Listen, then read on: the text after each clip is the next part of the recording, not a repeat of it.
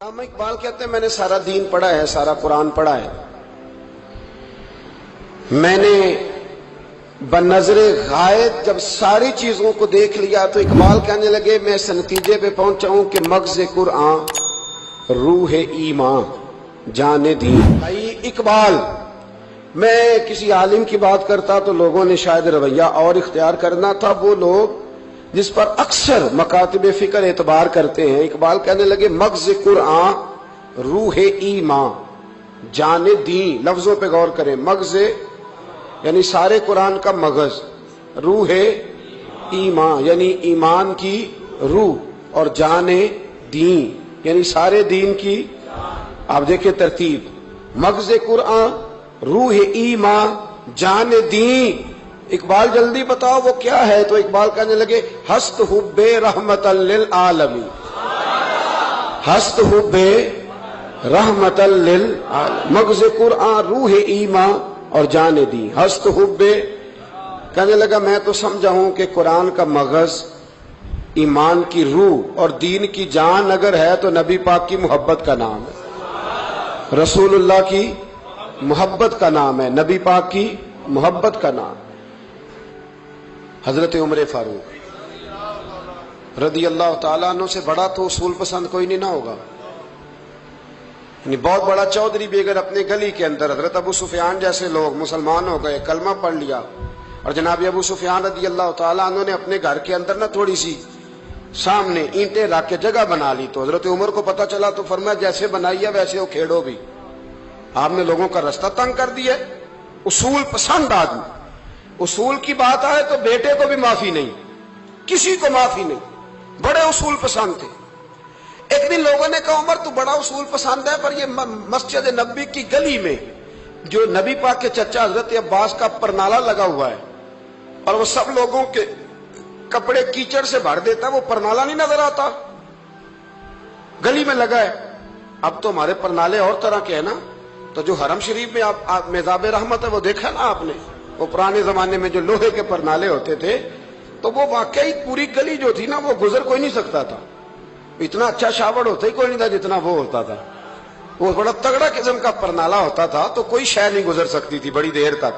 بارش کے رکنے کے بعد بھی ساری چھت سے جب تک پوری مٹی اور پوری توڑی ساری نہیں نا اتر جاتی تھی تب تک وہ پرنالہ نہیں سانس لیتا تھا، تو پرنالہ بہتا تھا، اور وہاں سے بڑا مین گلی تھی مسجد کو آنے کی، لوگوں کے کپڑے آلودہ ہو جاتے۔ ایک دن لوگوں نے حضرت عمر سے کہا یہ پرنالہ نہیں نظر آتا، یہ نہیں اصول پسندی؟ تو جناب عمر فاروق رضی اللہ تعالیٰ عنہ فرمانے لگے اتار دیتے ہیں پرنالہ، یہ بھی اصول پسندی ہے، اتارتے ہیں۔ حضرت عمر فاروق نہ گئے، اور شارحین نے لکھا ہے کہ اونٹ کے اوپر بیٹھ کر آپ نے یوں پکڑ کے نا پرنالہ کھینچا، اور جناب عباس کے گھر والوں سے فرمانے لگے 4 کونے ہوتے ہیں گھر کے، چھت کے 4 کونے ہیں، کسی اور میں لگا لو پرنالہ، کو ضروری ہے کہ نمازیوں والی گلی پہ لگایا جائے؟ یہ کہہ کے آ گئے، کسی کی جرت تھی بات کرے؟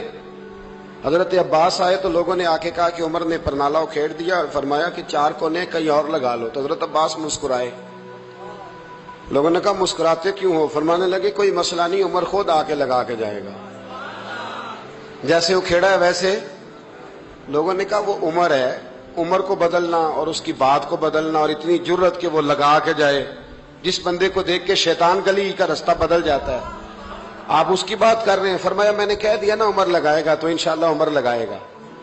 حضرت عباس مسجد میں آئے، نماز پڑھی تو کہتے میں نے بات چھیڑی دی۔ عمر خود کہنے لگے کہ حضور آپ سے تو امید نہیں تھی۔ حضرت عباس سے کہنے لگے بھئی جگہ بھی ہے، 4 کونے ہوتے ہیں گھر میں، کو ضروری ہے اسی کونے پہ لگے جہاں سے نمازی گزرتے ہیں؟ یہ بخاری مسلم کی حدیث ہے۔ حضرت عباس کہنے لگے عمر 4 کونے ہیں، میرے پاس جگہ بھی ہے پرنالے کی، میں نے بھی کئی دفعہ سوچا تھا وہ کھیڑ دوں، اور میں بھی اسی گلی سے گزرتا ہوں، میرے کپڑوں میں بھی کیچڑ بڑی دفعہ پڑا ہے، پر مجبوری یہ ہے وہ کھیڑ اس لیے نہیں سکتا کہ یہ پرنالہ میرے نبی کریم نے اپنے دستے مبارک سے لگایا تھا۔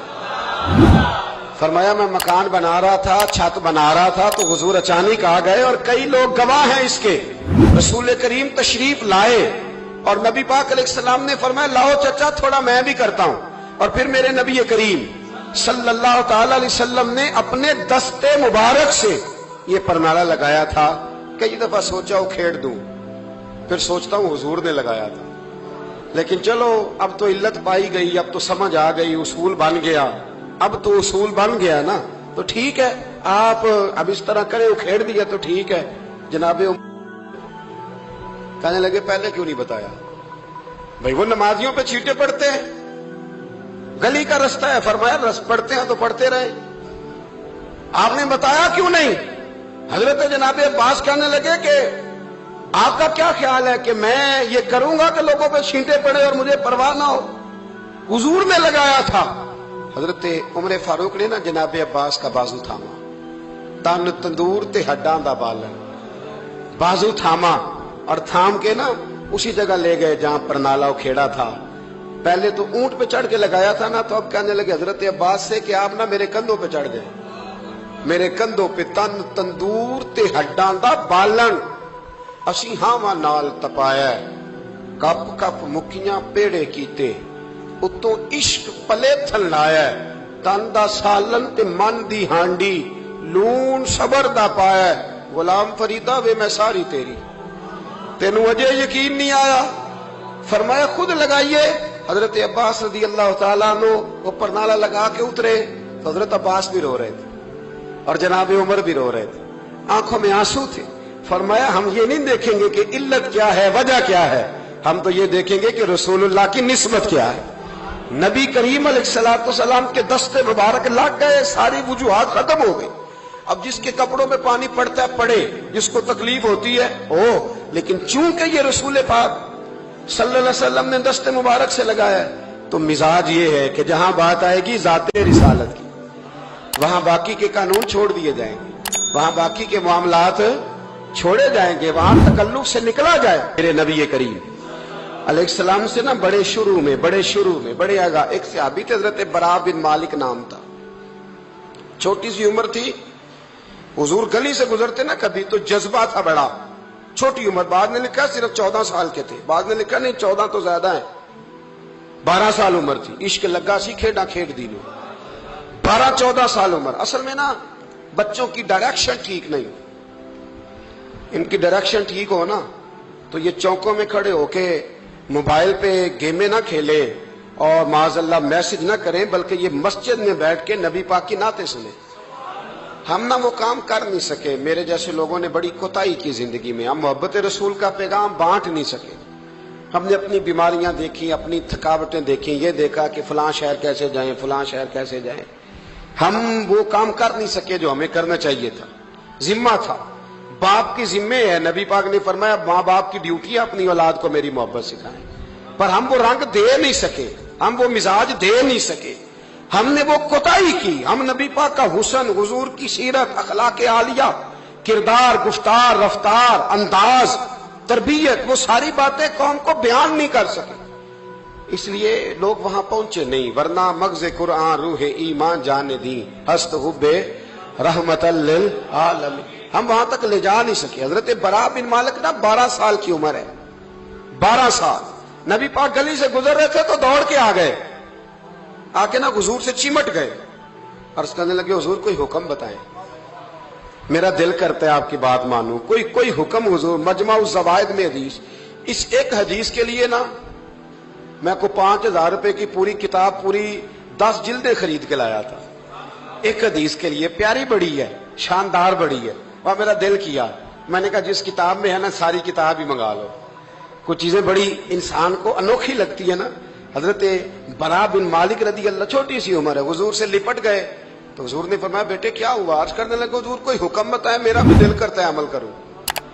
तो हुजूर ना छोटे छोटे काम बताते, इस दुकान से, ये बच्चों को यही बताना होता है ना, दुकान से ले आ, ये कर दे, फलां को बुला ले, लेकिन हुजूर उनकी गैर मौजूदगी में उनका जिक्र बड़ा करते।